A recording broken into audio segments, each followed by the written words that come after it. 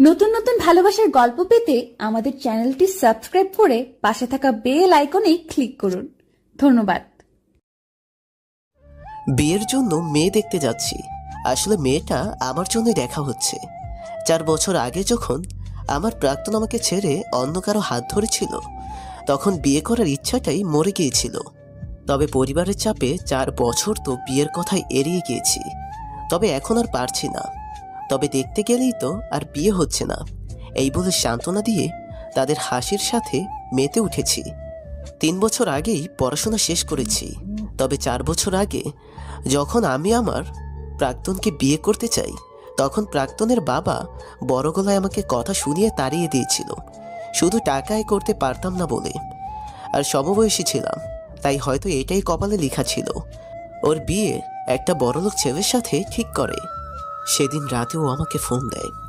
Phone কানে রেখে ঘন্টা 3 আমরা কথা বলিনি, শুধু কেঁদেছি। তারপর দুজনেই পালিয়ে যাওয়ার পরিকল্পনা করি।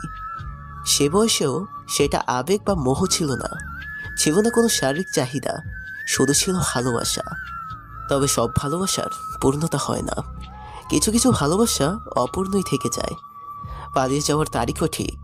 ওর কবুল বলে বিয়ে করার ঠিক 1 ঘন্টা আগে আমরা এই শহর ছেড়ে দূরে কোথাও পালিয়ে যাব। তবে সেদিন রাত 11টার ট্রেনের টিকিটও কেটে রেখেছিলাম। তিস্তা এক্সপ্রেস ছিল ট্রেনটি। কোথায় নামবো তার নিশ্চয়তা ছিল না, তবে স্বপ্ন ছিল এই রাত ও ট্রেনটি নিয়ে। তবে ঘড়ির কাঁটা 11টায় পৌঁছে যায়। তিস্তা এক্সপ্রেস প্ল্যাটফর্মে চলে আসে, আবার সঠিক সময় প্ল্যাটফর্ম খালি করে। তবুও সে আসেনি। এয়ারপোর্ট থেকে এই ট্রেনটি সর্বশেষ ট্রেন ছিল সেদিনের। সকাল অবধি নির্ঘুমভাবে কাটিয়ে দিই, তবে তার দেখা মেলেনি আর। তবে ফোনে ভিডিও মেসেজ পেয়েছিলাম একটি, যেটা পাওয়ার পর গিয়েছিলাম তার বাড়ি। তবে সেখানে কেউ ছিল না। বাড়ি বিক্রি নাকি অনেক আগেই হয়ে গিয়েছে, আর তারাও নাকি শহর ছেড়ে দিয়েছে। কিছু প্রশ্নের উত্তর মেলেনি সেদিন, খুঁজিনিও তাকে আর স্বপ্নগুলো অপূর্ণ রয়ে যদি তার স্বপ্ন পূর্ণতা পায়, তাহলে সেটাই সই। আজও সেই তিস্তা এক্সপ্রেস, সেই আগের মতোই কালো অন্ধকার রাত। ছুপ ছুপ করে আপন গতিতে ট্রেন চলছে, আর তার ভেতরেই বসে আছি আমি। নভেম্বরের শেষের দিক, হালকা শীতের আভাসও পাওয়া যায় রাতের গভীরতার সাথে। তবে বাইরের দৃশ্যটা মন জুড়িয়ে যাওয়ার মতো। বাইরে তাকিয়ে থাকতে থাকতেই একটা চাদর গায়ে দিয়ে কখন ঘুমিয়ে গেছি বলতেই পারি না। তবে চোখ খুলল মানুষের কোলাহলে। চোখ খুলে তাকিয়ে দেখি জামালপুর স্টেশনে ট্রেনটি দাঁড়িয়ে আছে। তখন সময় সকাল 5টা। কতক্ষণ সময়ের জন্য দাঁড়িয়েছে না জেনেই ট্রেন থেকে নামবো কি নামবো না বুঝে উঠতে পারছিলাম না। তবে যখন জামালপুরে পা রাখবো, তখনই ট্রেনের হুইলচেয়ারটা বেজে উঠল, আর পিঠে কেউ হাত রাখলো। পেছনে ফিরে দেখি ভাবি। তাকে দেখে শুকনো একটা হাসি দিয়ে ট্রেনের দরজাটা লাগিয়ে দিলাম। তারপর নিজের জায়গায় এসে বসলাম। আমার সাথে ভাইয়া ঘুমাচ্ছে। ভাবি ভাইয়াকে ডেকে তুলে তার সিটে পাঠিয়ে দিল, আর এসে আমার পাশে বসলো। ভাবির কোনো ভাই নেই, বলতে গেলে তার মা ছাড়া আর কেউ নেই। ভাবি আমাকে তার ছোট ভাই ভাবে। আমার যেহেতু বোন নেই, তাই ভাবিকেই বোনের চেয়ে বেশি ভাবি। ভাবি আমার হাতটা ধরে বলল, এখনো ভুলতে পারিসনি অতীত? এই ক্ষতগুলো প্রকাশ্যে না থাকলেও ভিতরের পরিমাণ কতটা বুঝতে পারছি। আমি শুকনো হাসি দিয়ে বললাম, থাক না ভাবি, অতীত তুলেই বা কি লাভ? যতটা ভুলে থাকা যায় ততটাই মঙ্গল। নিজের দিকে একবার খেয়াল কর। তোর মনের অবস্থা জানতে চাইবো না, তবে যে সিদ্ধান্ত নিবি সেটাতে যাতে তোর খুশিটা থাকে। নিজের খুশির জন্যই তো করছি। নিজের মনকে প্রশ্ন করে দেখ, উত্তরটা তুই আমার থেকেই ভালো জানবি। হয়তো আমাদের খুশির জন্য তুই বিয়ে করার সিদ্ধান্ত নিলি এবং বিয়েও করে নিলি, তবে যেদিন সবার সামনে সবটা প্রকাশ পাবে, সেদিন সবাই কষ্ট পাবে। শুধু সেই মেয়েটা যে তোর জীবনে জড়াবে, বরং আমি, বাবা, মা, তোর ভাইয়া সকলেই। কোনো উত্তর ছিল না আমার কাছে, কারণ আমি এই সিদ্ধান্তে খুশি ছিলাম না। পরিবারের জন্যই এত দূর আসা। দেখ, তোর সময় লাগলে তুই নিয়ে নে, তবু আমাদের খুশির জন্য নিজের খুশিটা বিসর্জন দিস না। অন্যকে খুশি রাখতে গেলে আগে নিজেকে খুশি রাখতে হবে। ভাবির কথায় লজিক আছে, বলতে হবে। তবে আমি না ওকে ভুলতে পারছি না, কাউকে আপন করে নিজের জীবনে জড়াতে পারছি। হঠাৎই চলন্ত ট্রেন থেমে যায় আর আমার ভাবনার অবসান ঘটে। জানালা দিয়ে বাইরে মাথা বের করে দেখি দেওয়ানগঞ্জ বাজার লেখা দেখা যাচ্ছে। তার মানে এটাই আমাদের গন্তব্য। আর তার থেকেও বড় কথা, ট্রেনটি আর আগে যাবে না, কারণ এটাই এই পথের শেষ। হিমেল হাওয়ায় ঠান্ডা লাগছে, তবে স্টেশনে ঘুমানো মানুষদের দেখে সেটাও চলে গিয়েছে। সময়ের অনেকটা আগেই পৌঁছে গিয়েছি। সবাই ব্যাগগুলো আমাকে দিয়ে নাস্তা করতে চলে গেল, কারণ জায়গাটা নতুন, কাউকে বিশ্বাস করা যায় না। তাই পরিপূর্ণভাবে আলো ফুটবার আগে স্টেশন ছাড়া যাবে না। আমি বসে বসে ফোন টিপছিলাম, তখনই একজন গর্ভবতী মহিলা এসে হাত পাতে আমার কাছে। সাহেব, আমার সন্তান পেটে, ভালো মতো কিছু খাইতে পারি না, যদি কিছু দিতেন। আমার নানা সবসময় একটা কথা বলতেন, যদি তোমার কাছে কেউ হাত পাতে তাহলে তাকে ফিরিয়ে দিও না। ওনার হাতে টাকা না থাকলেও উনি কাউকে খালি হাতে ফেরাতেন না। উনি সবসময় টাকা ভাঙতি করে চালের ডামে, বয়মের ভেতর ও নানা জায়গায় রেখে দিতেন। যখন কেউ এসে চাইতো তখন বের করে দিতেন। তাহলে এখন আমি বা একজন গর্ভবতী মহিলাকে কি করে ফিরিয়ে দেই? যখন 500 টাকার নোটটি বের করে তার হাতে দিব, তখন তার দিকে তাকাতেই নোটটি পড়ে যায়। সেও আমার দিকে বিস্ময় প্রকাশ করে। এতক্ষণ মাথা নিচে দেওয়ায় ও আবছা আলোয় চেহারা দেখতে পায়নি, তবে যখন দেখেছে সে সেখান থেকে উল্টো ঘুরে হাঁটতে থাকে। গর্ভবতী মহিলাকে দেখে আমার হৃদস্পন্দনের মাত্রাই বেড়েই যাচ্ছে, কারণ সে ছিল ছায়া, আমার প্রাক্তন। এভাবে তার সাথে দেখা হবে কল্পনাও করিনি। আর তাকে এই অবস্থায় দেখব সেটাও ভাবিনি কখনো। সে চলে যেতে নিলে তার হাতটা ধরে তাকে আমি আটকে ফেলি। মনের মাঝে হাজার প্রশ্নের ঝড় উঠেছে। এই ঝড় সহজে থামবার নয়। কি হবে এখন বা আগে? তুমি অপরদিকে ঘুরে নিঃশব্দে কাঁদে, তবে একটা কথাও বলে না। আজও চুপ করে থাকবে কেন? আজও কিছু বলবে না।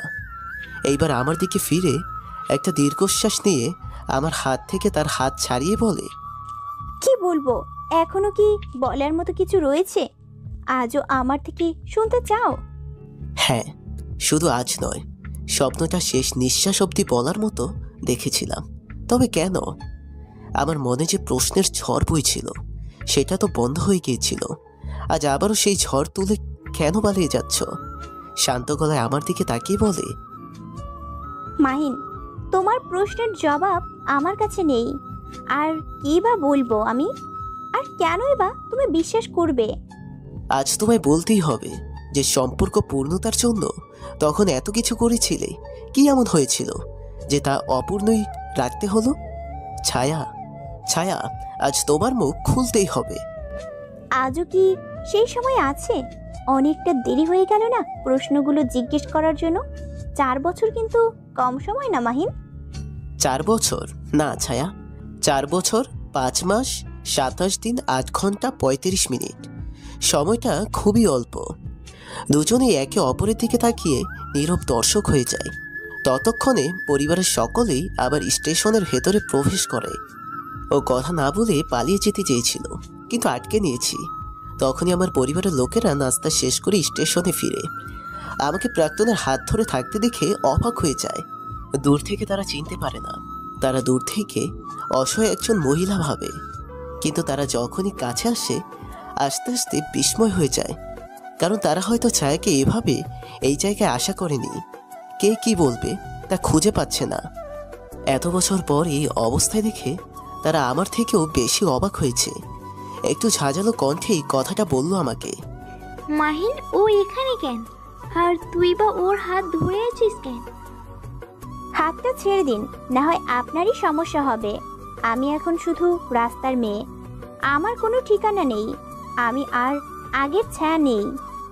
ওর এই কথায় ওর কষ্টটা স্পষ্ট ফুটে ওঠে, তবে সবার এর অর্থটা বোঝার ক্ষমতা নেই।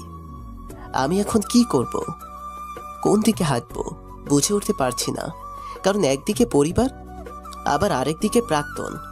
প্রশ্নগুলো ঝড় তুলে তুলপার করে ফেলতেছে। তবে কেন জানি আজ ছায়ার পাশে দাঁড়াতে খুব ইচ্ছে করছে। তবে মায়ের কড়া নির্দেশ যাতে করে হাতটা ছেড়ে দেই।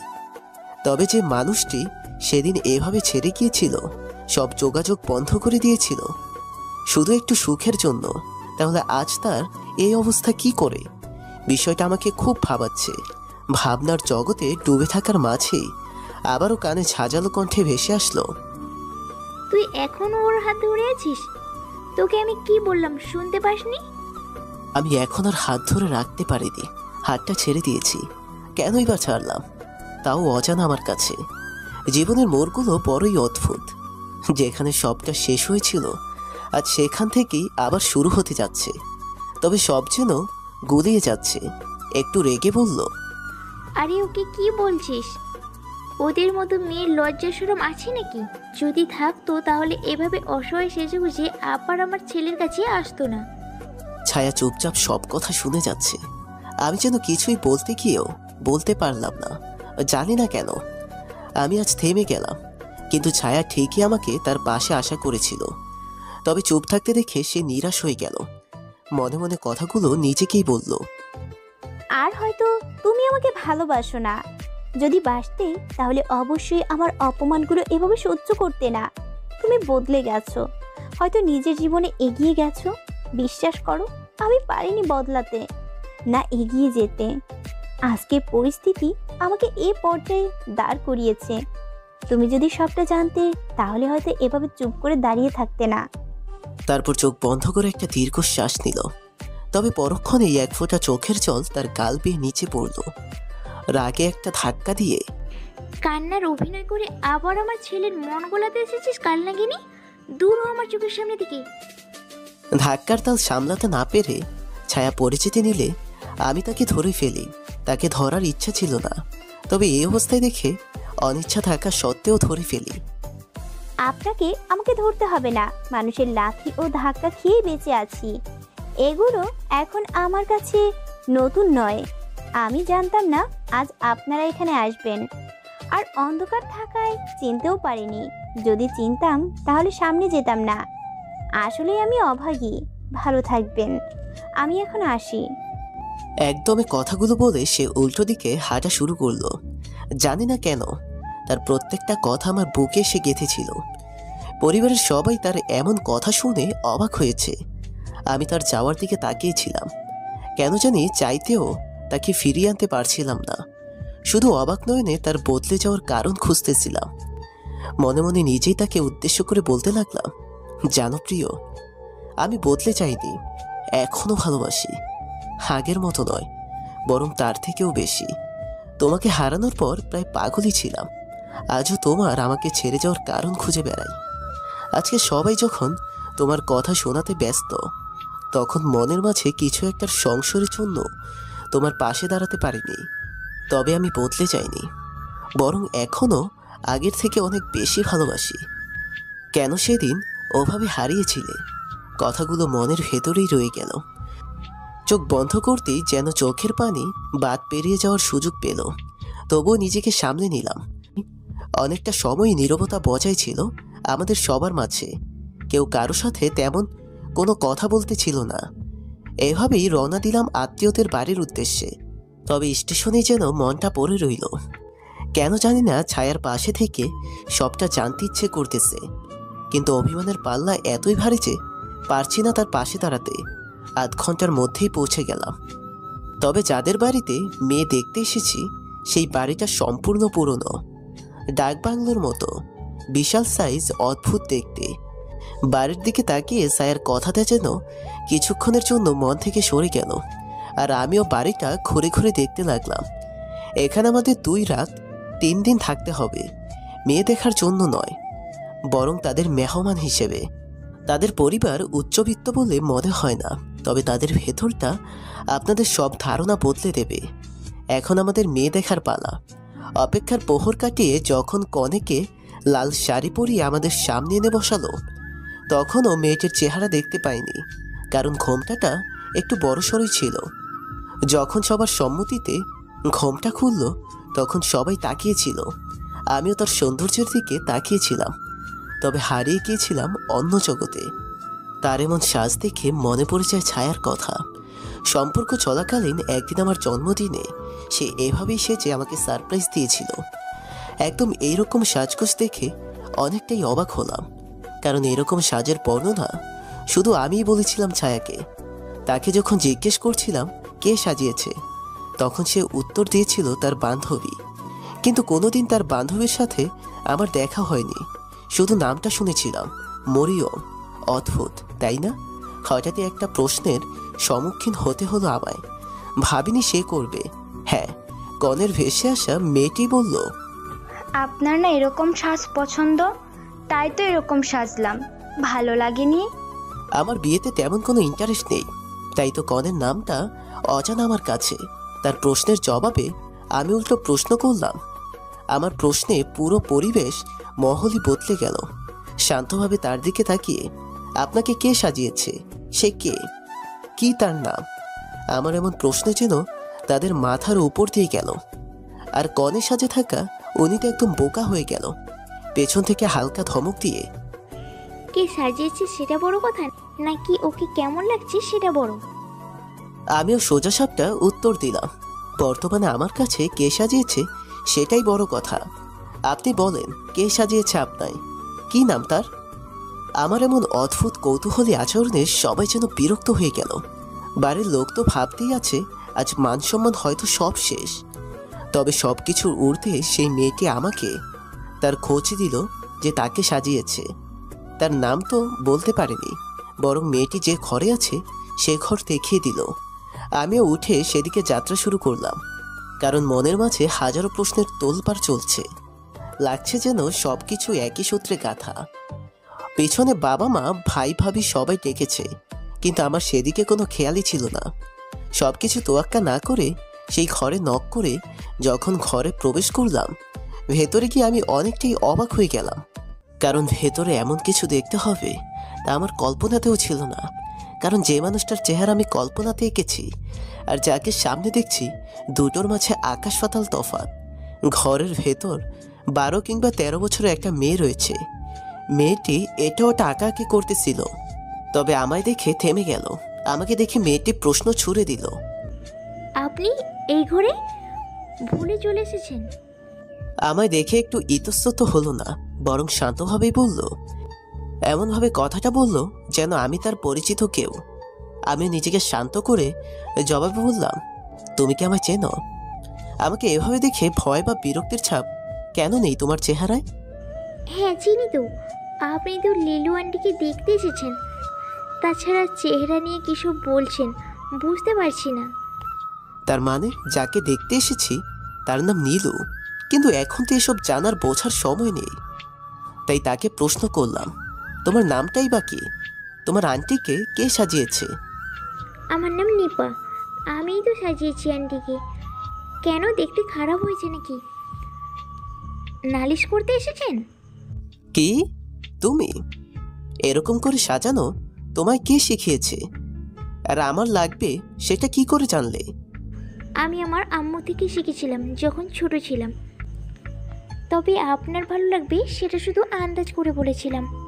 তোমার আম্মুকে একটু ডাকো, তোমার আম্মুর সাথে কথা বলতে চাই। এই কথাটি বলার পর নিপা একটু চুপচাপ হয়ে গেল।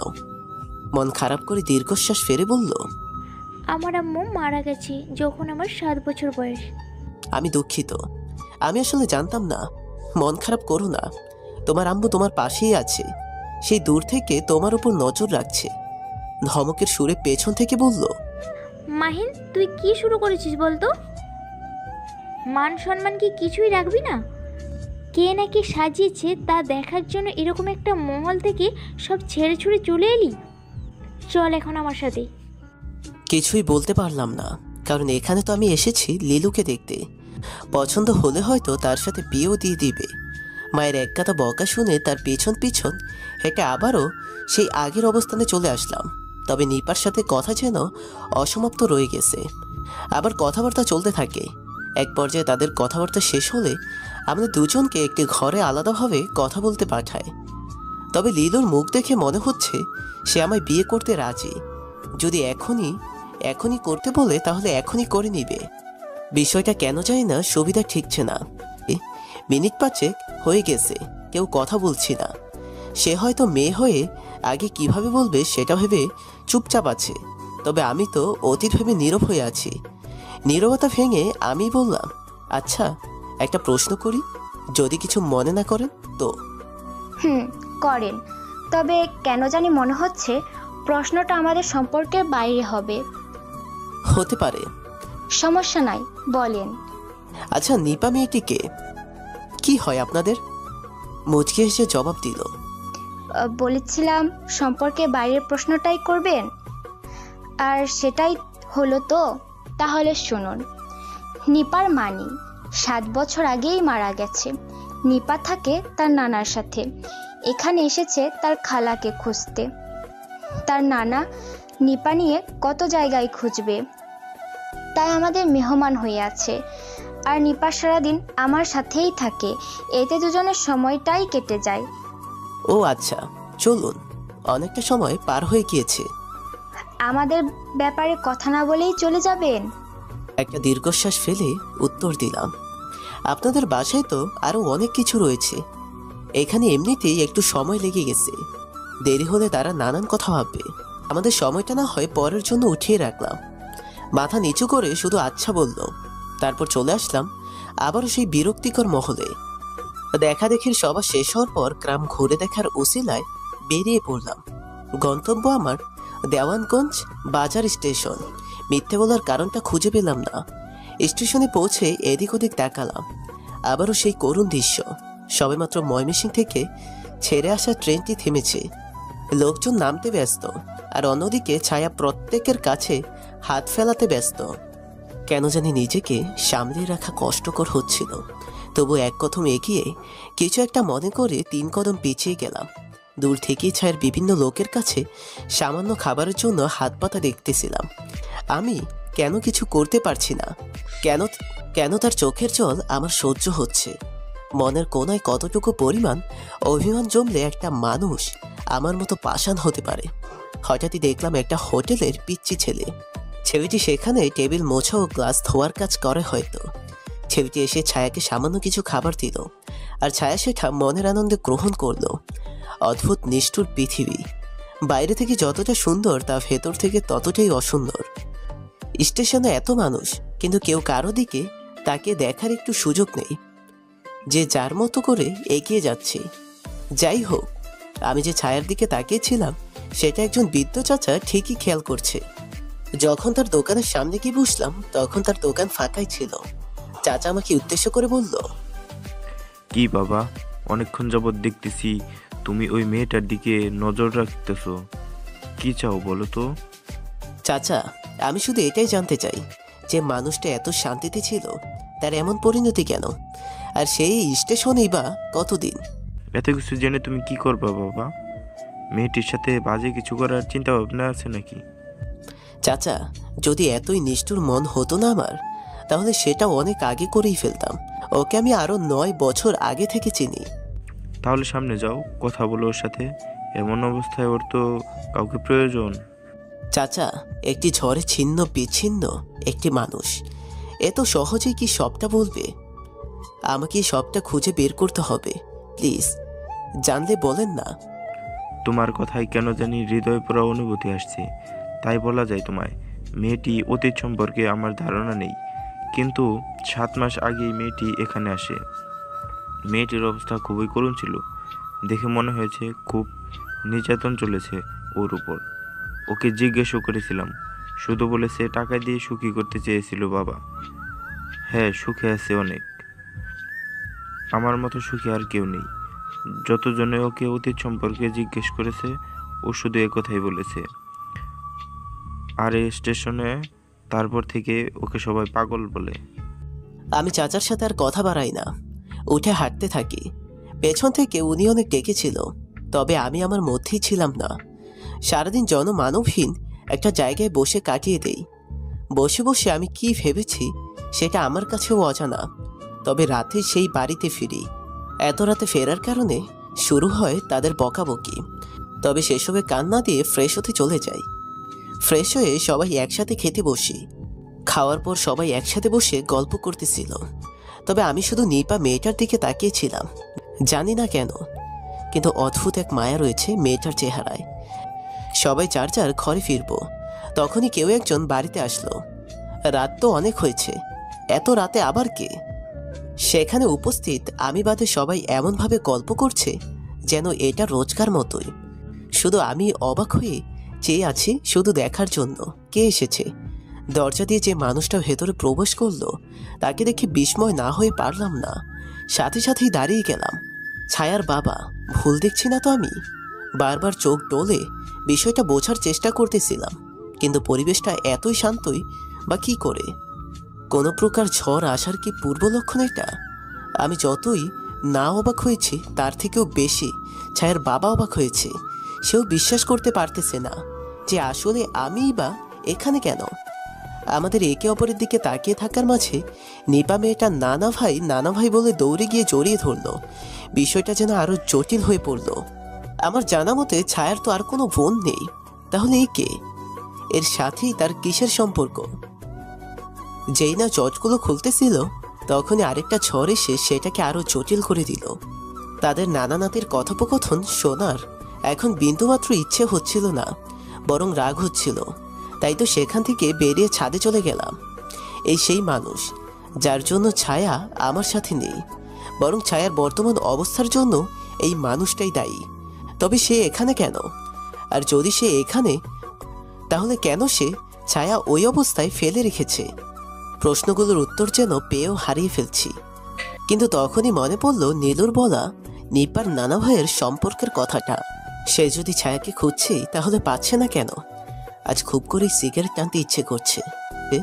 সে চলে যাওয়ার পরে কখনো ছুঁয়ে দেখিনি, আগে থেকেই খেতাম না, কিন্তু সে সম্পর্কে থাকা অবস্থায় বারবার বলেছে সিগারেট যেন না ছুঁই, যত কিছু হয়ে যাক।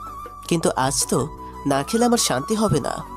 এত টেনশন আর এত প্যাচ সব যেন মাথা গুলিয়ে দিচ্ছে। তাই ছাদ থেকে নেমে বাড়ির বাইরে এক টন দোকানে চলে গেলাম। জীবনে প্রথম সিগারেট খেয়ে দেখব আসলে কি মানসিক শান্তি আসে, নাকি আজকে যে আমার মানসিক শান্তির খুব দরকার। টং দোকানের চাচার কাছে যেই না হাত বাড়িয়ে সিগারেট চেয়েছি, তখন সাথে সাথে আরও একজন ব্যক্তি হাত বাড়িয়ে সিগারেট চায়। অলৌকিক না লৌকিক জানা নেই, তবে সেটা ছায়ার বাবাই ছিল। তবে আমার জানা মতে ছায়ার বাবা কখনোই সিগারেট খায় না, আর যদিও খায় এত রাতে এভাবে বাইরে। তাকে দেখেও কোনো প্রকার কথা তার সাথে বলিনি। কেন বা বলবো? কোনো কারণ খুঁজে পাইনি। সিগারেট টান দেওয়ার সময় যখন কাশতেছিলাম তখন ছায়ার বাবা নিজে থেকেই বলে, আজ প্রথমবার, তাই আমিও বছরখানেক আগে এমন টেনশনে পড়ি, তারপর থেকেই শুরু করি। জবাবে কি বলবো জানা নেই আমার। তাই তার দিকে আর চোখে একবার তাকিয়ে আবার সিগারেট টানতে ব্যস্ত হয়ে পড়ি। তুমি অনেক কিছু থেকে অজানা। তুমি যা ভাবছো তেমন কিছুই তোমার সাথে অলৌকিকভাবে ঘটেনি, বরং সম্পূর্ণ লৌকিকভাবে ঘটানো হয়েছে। এইবার যেন আর চুপ হয়ে থাকা হলো না, সবকিছুর ঊর্ধ্বে বলেই দিলাম। মানে? আমাকে দেখে তোমার সেদিনের কথা মনে পড়ে গেল, তাই না? যেদিন তুমি ছায়ার হাত ধরে আমার সামনে এসে দুজনের ভালোবাসার কথা প্রকাশ করেছিলে। একদম কনফিডেন্সের, চোখে মুখে ভয়ের কোনো চিহ্ন মাত্রাও ছিল না। কিন্তু ভাগ্যক্রমে সেদিন আমি তোমায় রিজেক্ট করে দিয়েছিলাম, মনে আছে? লম্বা একটা দীর্ঘশ্বাস ফেলে বললাম, সেটা কি ভোলার মতো যে এত সহজে ভুলে যাব? সেদিন যদি আপনি হ্যাঁ করতেন তাহলে আজকে হয়তো এরকম কিছু হতো না। ছায়ের বাবা একটু হাসে, তবে তার হাসির কারণ খুঁজে পেলাম না। তোমার মনে আছে কিনা জানি না, তবে তোমাকে আমার সাথে কথা বলতে বলার আগে ছায়া একদিন তোমার সাথে যোগাযোগ করেনি। তুমি বারবার ফোন দিয়েছো, সে রিজেক্ট করেছে। এক পর্যায়ে সে ফোন বন্ধ করে রাখে, মনে পড়ে? অবাক দৃষ্টিতে তার দিকে তাকিয়ে বলি, আপনি কি করে জানলেন? তুমি বোকা ছিলে জানতাম, তবে এতটা বোকা বুঝতে পারিনি। একটু রেগে কি বলতে যাচ্ছেন? সেদিন ছায়া তার বর্তমান স্বামীকে দেখা করতে নিয়ে এসেছিল আর তোমার ব্যাপারে সবটা বলেছিল। কি? ছায়ার স্বামীকে না আপনি পছন্দ করে বিয়ে ঠিক করেছেন, তাও আমাকে পছন্দ না বলে? এসব তোমাকে কে বলেছে? ছায়া ছাড়া কি বলার মতো কেউ আছে? সবকিছু ছায়ার পরিকল্পনাই ছিল। ছায়ার সাথে তার পছন্দেরও ভালোবাসার মানুষটিকেই বিয়ে দিয়েছি। আপনি মিথ্যা বলছেন। ছায়ার ভালোবাসা তো আমি। যদি দিতেনি তাহলে সেদিন তো আমাকে রিজেক্ট করতেন না। ছায়ার বাবা এখন একটু জোরেই হাসতে থাকে আর দোকান থেকে এক প্যাকেট সিগারেট নেয়। একটা সে ধরায়, আরেকটা আমার দিকে এগিয়ে দেয়। ধরো, এটাতে আগুন লাগিয়ে টান দাও, তোমার মাথা ক্লিয়ার হবে। আমি অবাক দৃষ্টিতে তাকিয়ে সেটা নিয়ে নেই, আর ছায়ার বাবার হাসির কারণ খুঁজতে থাকি সিগারেটের ধোঁয়ার মাঝে।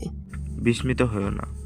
ছায়া বুঝতে পেরেছিল তুমি শুধু ওর আবেগ ছিলে, ভালোবাসাটা রাব্বি ছিল, আর এই রাব্বি ওর স্বামী। তাই তো তোমার কাছে ভালো সেজে তোমাকেই ব্যবহার করেছে। কিন্তু শোনো, যেদিন তুমি ওকে ফোনে পাওনি সেদিন ও ফোন বাড়িতে রেখে রাব্বির সাথে সারাদিন ছিল। আমার সাথে মাত্র মিনিট 10 মতো কথা বলে চলে গিয়েছিল। তারপর তোমার ব্যাপারে সবটা বলে। আমি জানার পর তোমাকে সব সত্যিটা বলতে চেয়েছিলাম, কিন্তু ওর মনে কি চলতেছিল আমার জানা ছিল না, তাই আর বলা হয়ে ওঠেনি। কিন্তু ও সেদিন বলেছিল 2 দিন পর ওকে বিয়ে করবে, সেটা বলতে তুমি আসবে, আর তোমাকে যাতে আমি রিজেক্ট করে দিই, আর আমি তাই করি। আমি যেন কথাগুলো বিশ্বাস করতে পারতেছিলাম না। সবকিছুই যেন মাথার উপর দিয়ে যাচ্ছিল। হাতের মাঝে সিগারেটটা কখন পুড়ে গেছে জানতেই পারিনি, কিন্তু যখন বুঝতে পেরেছি ততক্ষণে অনেকটা দেরি হয়ে গিয়েছে। হাতের মাঝে আগুনের ফুলকির ছ্যাঁকা লেগে গিয়েছে। কিন্তু ওর এত কিছু করার কি প্রয়োজন ছিল? একবার বলেই দেখতো। থাকতে চায় না আমার কাছে। আমি কি ওকে কখনো জোর করে আটকে রাখতে চেয়েছি?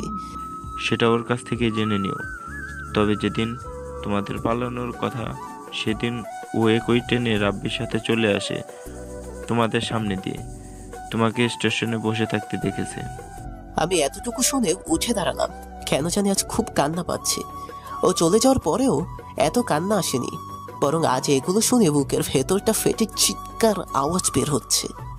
তবুও ছায়ার বাবার সামনে নিজেকে সামনে নিয়ে বলি, আমি তো ওকে বারবার বলেছি কখনো চলে যেতে চাইলে ইশারা কইরো, আমি তোমাকে তোমার গন্তব্য পর্যন্ত পৌঁছে দিব। তাহলে এত অভিনয় করার কি প্রয়োজন পড়েছিল? ছায়ার বাবা কিছু বলবে তার আগেই অন্ধকার থেকে হাতে তালি দিতে দিতে কেউ একজন বের হচ্ছে। সে আর কেউ নয়, বরং লিলু। আমাকে উদ্দেশ্য করে বলল, লিলু সবাইকে ডেকে জড়ো করছে। কি করতে চাচ্ছে সেটা আমার কাছে ঘোলাটে নয়, তবে সেখানে থাকা বাকি সদস্যজন একটা ঘোরের মাঝে রয়েছে। সবাইকে এভাবে এত রাতে ডেকে তোলাতে তারাও কিছুটা হলেও বিভ্রান্ত হয়েছে। তবে লিলুর সেদিকে কোনো রকম ভ্রুক্ষেপ নেই। সে কোনো কিছুর তোয়াক্কা না করে বলতে শুরু করলো, তোমরা এই ছেলেকে আমার জন্য ঠিক করেছো? এই ছেলে তো আগে একটি মেয়ের সাথে সম্পর্ক করেছে, না জানি কত কি করেছে। আর আমি তো বলেছি অতীতে এমন কেউ আছে কোনো ছেলের, তাহলে আমি তাকে বিয়ে করব না। লিলুর পরিবার ও আমার পরিবার সবাই চুপ করে রয়েছে। কারণটা অজানা আমার কাছে। কারণ খুঁজতে যখন ভাবনার সাগরে ডুব দিলাম, তখনই লিলুর মা আমাকে বলল, কি দরকার ছিল বাবা তোমার অতীত সম্পর্কে ওকে বলার? কিসব বলছেন আন্টি? অতীত সম্পর্কে জানার অবশ্যই তার প্রয়োজন আছে। মাঝখানে মা ধমক দিয়ে উঠল, অনেক হয়েছে, থাম তো। ভবিষ্যতে ঘুরতে যাচ্ছ, সেখানে অতীত টেনে এনে সুখটা নষ্ট করার প্রয়োজন আছে কি? এতক্ষণ আমি বুঝতে পারলাম নিশ্চয়ই এ নিয়ে তাদের আগেই কথাবার্তা হয়েছে। আমাকে জানাতে শুধু ভুলে গেছে।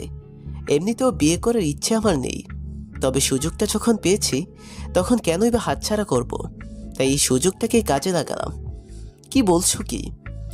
আচ্ছা ধরো তোমাদের কথা মেনে নিলাম, কিন্তু ওর সাথে বিয়ে হলে সারা জীবন তো আমার সাথে থাকতে হবে। তখন যদি বিষয়টা জেনে গিয়ে এমন রিয়েক্ট করতো, আর সেটাও অনেক বড় রূপ ধারণ করতো, তখন কি করতে? মেয়েদের বিয়ে হয়ে গেলে তারপর তারা সবটা মানিয়ে নিতে শিখে যায়। তার মানে এই যে সারাটা জীবন সে চুপ করে থাকবে, আর আমি আমার সিদ্ধান্তগুলো ওর উপর চাপাতে থাকবো? সেটা কেন হতে যাবে? ও কি এতটাই বোকা?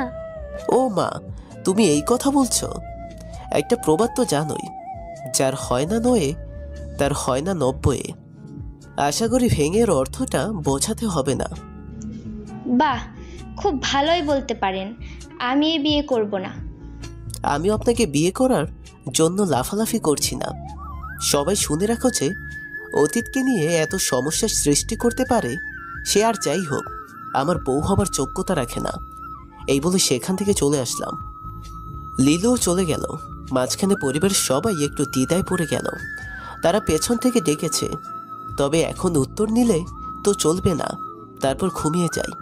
চোখ খুলে সকালে কারো হাতে স্পর্শে তাকিয়ে দেখি নিপা মেয়েটা। আঙ্কেল, আপনাকে নিচে খেতে ডাকছে।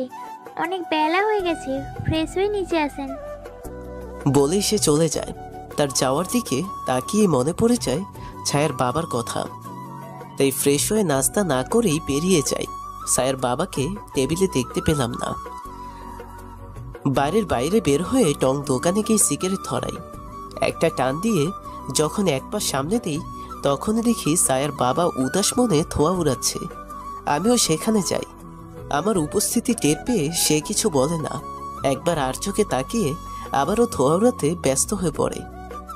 আমাদের মাঝে নীরবতায় কেটে যায় অনেকটা সময়। তারপর ছায়ার বাবাই বলতে শুরু করে, অসমাপ্ত গল্পের সমাপ্তি জানতে চাও? মাথা নাড়িয়ে হ্যাঁ সূচক সম্মতি দেই। তোমার মনে হয়তো প্রশ্ন জাগছে, ছায়ার তো বোন নেই, তাহলে নিপা কে? আর যদিও বোন থাকতো তাহলে মিথ্যা কেন বলবে? নিপা ছায়া বড় বোনের মেয়ে। হ্যাঁ, অস্তিত্ব ছিল, তবে মুছে দেওয়া হয়েছে মায়ের অস্তিত্ব, কারণ সে ছিল ধর্ষিতা। কথাটা শুনে অবাক হয়ে গেলাম। অবাক দৃষ্টিতে অপলকভাবে তাকিয়ে রইলাম তার দিকে। হ্যাঁ, ঠিকই শুনতে পেয়েছ। ছায়ার বড় বোন মায়া। ওদের বয়সের পার্থক্য 4 বছরের। বড় মেয়ে হিসেবে আদরটা একটু কম পাওনা থাকা উচিত ছিল হয়তো, কিন্তু এক্ষেত্রে ব্যতিক্রম হয়েছিল। মায়াই আদর স্নেহ বেশি পেত। এর মানে এই নয় যে ছায়াকে ভালোবাসতাম না। তারপর আমার ঘটনার সাথে এই ঘটনার সূত্রপাত কোথায়? তাহলে যখন ছায়া ক্লাস 10-এ উঠলো, ঠিক তখন থেকেই ঝড় চলতে থাকে। মায়াকে যে ধর্ষণ করে সে ছায়ার খুব প্রিয় মানুষ। তবে অদ্ভুত বিষয় ছিল এটাই, ছায়ার সামনেই হয়। ছায়া হয়তো বুঝে উঠতে পারেনি যে মায়া সবটা দেখে নিয়েছে। কি? হ্যাঁ, তবে যে ছেলে ধর্ষণ করে সে আর কেউ নয়, বরং রাব্বি। অবাক হয়ে না, নিপা রাব্বির সন্তান নয়। মায়ের বিয়ে হয়েছিল, সুখেই চলতেছিল। মায়ের স্বামী সবটা জেনেও মায়াকে খুব ভালোবাসত। তবে নিপার জন্মের 7 বছর পর এক অ্যাক্সিডেন্টে দুজনে মারা যায়। কিন্তু ছায়া এত সব কেন করলো? মায়া বা ছায়া এদের মধ্যে কাউকে কি পালক হিসেবে এনেছিলেন নাকি? কথাগুলো তোমার কাছে গল্প মনে হচ্ছে, তবে ছায়ার এমন হয়ে ওঠার পেছনে কিছুটা আমাদেরও দোষ রয়েছে। আমরা ওদের দুজনের মধ্যে মেধার পার্থক্য বের করতে গিয়ে ছায়াকে দূরে ঠেলে দিই, যা অজান্তেই হয়ে যায়। আর ছায়াও এরকমভাবে বেড়ে ওঠে। তবে আমার কাছে এখনো অজানা রয়ে গেল, কেনই বা সে আমার সাথে এমনটা করলো? সে শুরু থেকে এমন একজন খুঁজতেছিল যে তার মতো হবে একদম, কিন্তু সেরকম খুঁজতে গিয়ে সে তোমার প্রেমে পড়ে যায়। তোমার প্রেমে থাকা অবস্থায় তার মধ্যে কিছু পরিবর্তন আনে, কিন্তু তোমাদের ঝগড়াটা বিষয়টা বিগড়ে যায়। কিভাবে?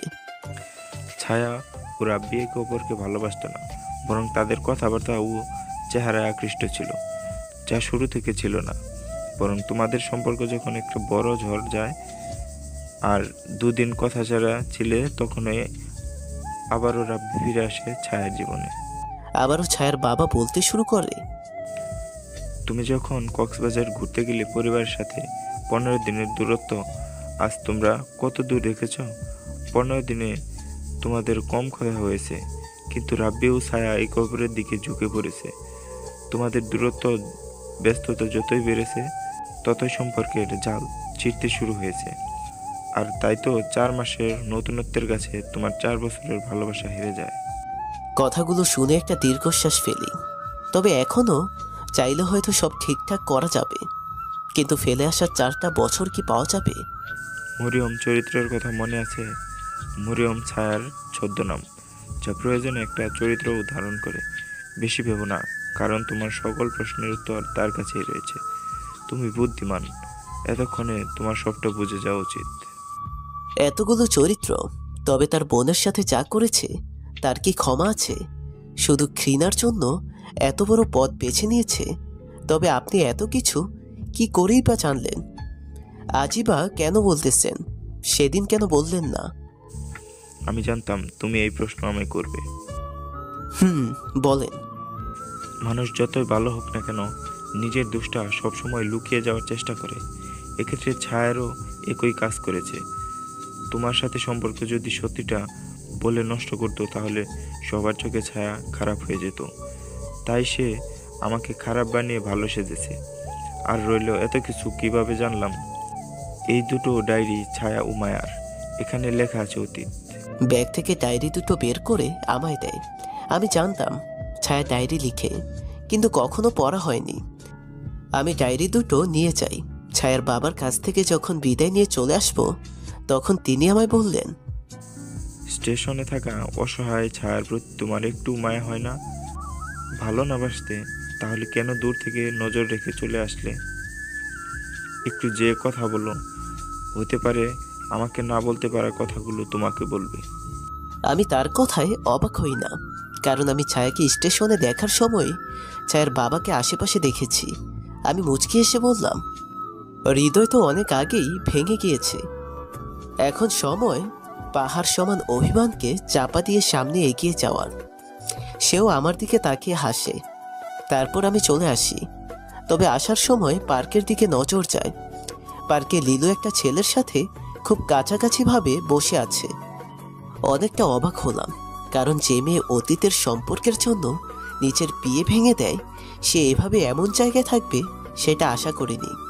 দূর থেকে বিষয়টা স্পষ্ট বোঝা গেলেও আরও সঠিকভাবে সব বুঝতে তাদের দিকে এগিয়ে গেলাম। মেয়েটি যে লিলু, এতে আর কোনো সন্দেহ নেই। তবে এরকম কাছাকাছি অন্তরঙ্গ অবস্থায় দেখতে হবে সেটা কল্পনাও আসেনি। আমি তাদের কাছে গেলাম। আমাকে দেখে নিজেকে ঠিকঠাক করতে ব্যস্ত হয়ে পড়ে। খুবই রাগ হচ্ছে লিলুর উপর।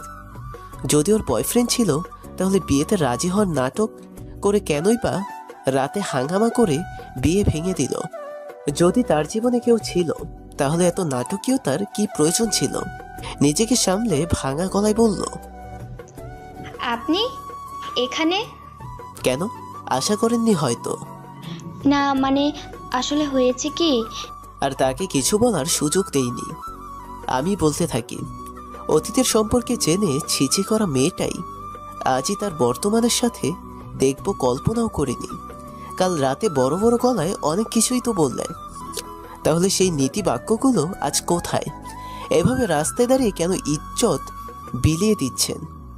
লিলু লিলু কিছুটা ভয়ার্ত দৃষ্টিতে তাকিয়ে শান্ত গলায় আমার দিকে তাকিয়ে বলে, আপনি বসুন, আমি আপনাকে সবটা বুঝিয়ে বলছি। প্লিজ এখানে ঝামেলা বাঁধিয়ে লোক জড়ো করবেন না, প্লিজ। মেয়েটার করুণ চেহারার কাছে কিছু বলতে গিয়েও বলতে পারেনি। তবে কঠিন সুরে বলি, কি বলবেন বলেন তাড়াতাড়ি। আপনার হাতে প্রচুর সময় থাকতে পারে, কিন্তু আমার হাতে নেই। লিলু একটা দীর্ঘশ্বাস ছেড়ে বলতে শুরু করে, ওর নাম রিফাত। পড়াশোনা শেষ করেছে 2 বছর হলো, কিন্তু চাকরি পাচ্ছে না, তাই বাসায় জানাতে পারছি না। তাই তো প্রতিবারই কোনো না কোনো উপায়ে সবাইকে না করে দেই। আপনার বেলায় শুধু প্রাক্তনের কথা বলে সব শেষ করিনি, বরং এরকম অনেকের সাথেই করেছি, শুধু সম্পর্ক টিকিয়ে রাখার জন্য।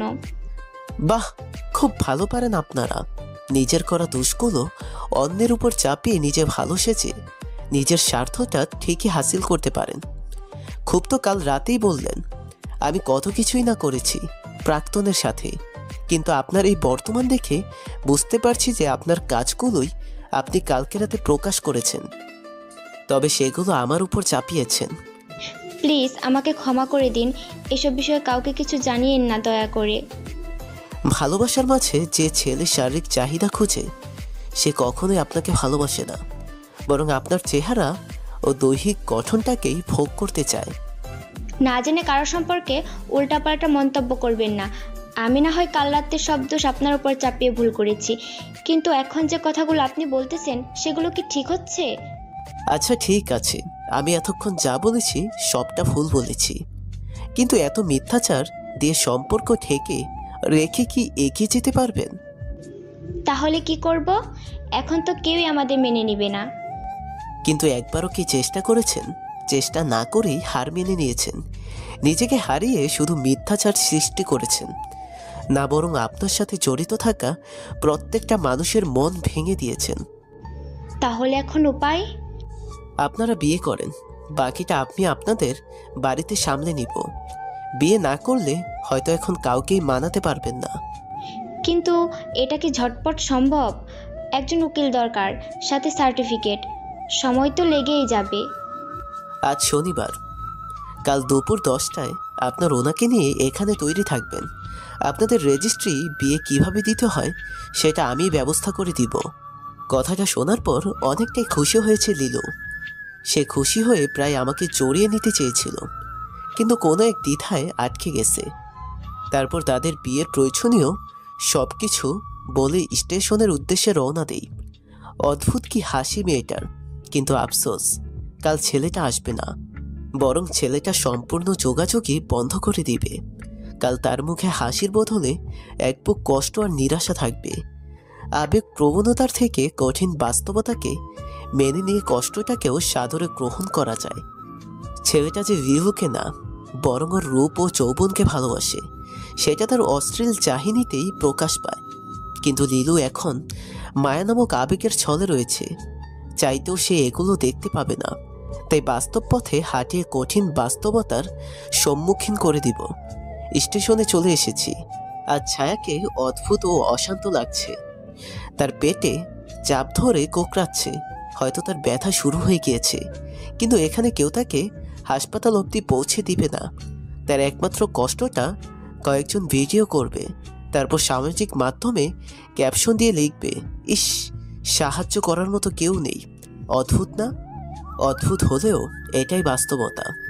চাইলেও কেউ করতে চায় না, কারণ কারো কাপড় ময়লা হয়ে যাওয়ার ভয়, কারো শরীরে দুর্গন্ধ লেগে যাওয়ার ভয়।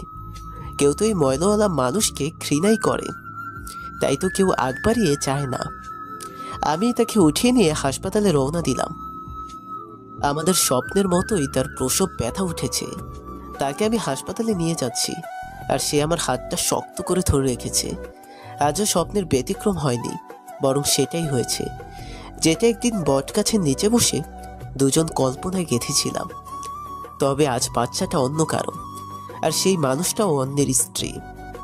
হাসপাতালে সঠিক সময়ে পৌঁছে গেলেও বিপত্তি হয় যখন তারা হাসপাতালে ছায়াকে ভর্তি করাতে অস্বীকার করে।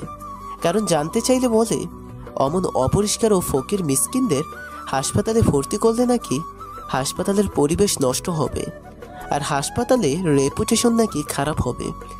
অদ্ভুত এমন কথা শুনে রাগ যে কারো উঠবে। তবে জানি আমি এই এলাকার নয়, তাই রাগ দেখালে সমস্যা সমাধানের জায়গায় উল্টো আরও বিগড়ে যাবে। তাই তাদের ভালোভাবে বোঝানোর চেষ্টা করি। তাদের এটাই বলি, কোনো অসহায় মহিলা বা পুরুষকে হাসপাতাল কর্তৃপক্ষ সাহায্য করলে পরিবেশ ও রেপুটেশন কিছুই নষ্ট হবে না, বরং পরিবেশটা সুন্দর হবে আর রেপুটেশন বৃদ্ধি পাবে। আর হাসপাতালের কর্মীদের দায়িত্বই হচ্ছে রোগীদের সেবা করা, তাদের দূরে ঠেলে দেওয়া নয়। এমন কথার মাঝেও তারা তাদের কথাই অটুট হয়ে রয়ে গেল।